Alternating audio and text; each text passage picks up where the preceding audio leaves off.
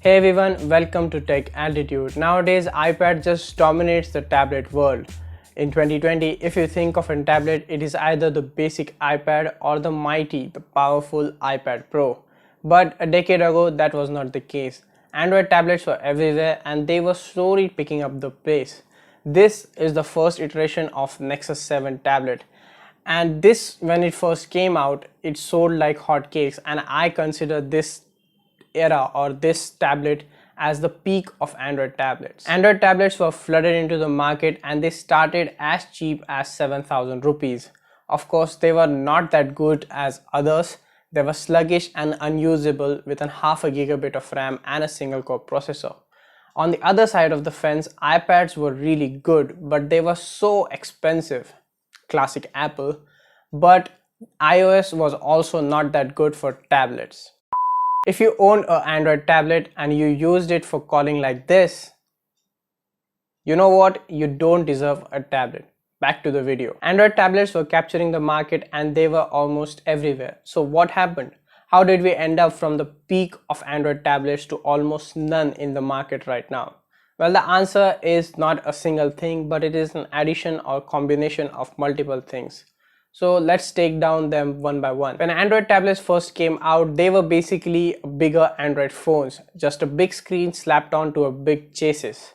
Most of the apps were not optimized for this bigger screen, and at that time the phones were having average screen size of around 4.5 inches to 5 inches or 5.2 inches, and on the other side Android tablets were almost 7 inches and beyond that. So the apps were not optimized for that 7-inch screen, and there were very few apps that run both on the mobile phone and also on the tablet. On the flip side, Apple did something interesting. Apple announced a developer's kit 2 months before they even announced iPad for the very first time. So when the iPad was launched in the market, there were a ton of apps specifically designed for the iPad. And this didn't happen for tablets for years. You know how Android is in providing updates to their phones. Sometimes it takes months, sometimes it takes even a year to reach out the updates. And same happened with the tablet. Now, tablets were not a thing that you should replace for every 2 years. It meant it for lasting more than 2 years because it was so robust in that way. It was also a bigger screen and a bigger chassis to allow bigger processors and have good hardware on that chassis, but that didn't happen with Android tablets. So most of the tablets became obsolete within a year or two when it was first announced. This was because of Android, and basically Android is still not improving in sending out updates. In 2018, iPads were also struggling to gain market. The only reason was iOS. iOS was designed for iPhones and it was just slammed onto the iPads. It was good initially, but it lacked flexibility such as multitasking, sharing or transferring documents from Drive onto the tablet, and multi-window overlay apps. Well, things changed when Apple developed iPad OS, a specific OS designed for their iPad based on iOS. And this fixed everything from multitasking.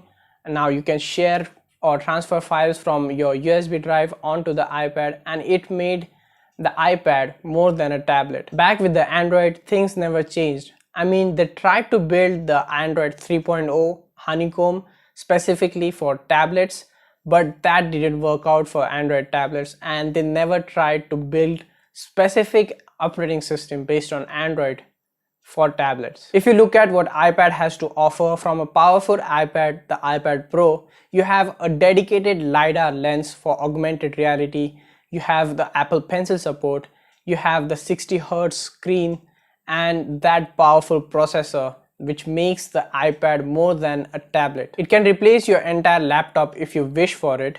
Of course, it's not going to be an entire laptop killer, but it can be pretty good at doing tasks of a laptop. The accessories like Apple Pencil does help designers, architects, and content creators to make complete use of the iPad. And with that, iPad OS is also a cherry on the top, the same which Android failed to do with its tablet. Don't get me wrong here, Android is such a good operating system. It's really flexible with its open source nature. The developers can really make good use of it and really create a tablet that's more than a tablet, or it can replace, or it has the potential to replace an entire laptop if they wish for it, or if they develop specifically Android for doing that task. But that didn't happen earlier, and I'm pretty sure it will not happen near in future. But hey, I'm still keeping my fingers crossed for it. There are some good Android tablets in the market for that small 1% community of people. I will link them down below in the description box if I find them. In conclusion, Android tablets were really good alternative for an iPad. Android tablets should be revived back. That's how we as a consumer get better products at a fair price with the fierce competition within the brands. Anyway, that's all for today. As always, you should also check out my other videos. The link will be in the description box, or you can click on the I button on the top right corner of this video. That's been it. Thank you for watching, and I'll see you guys in the next one.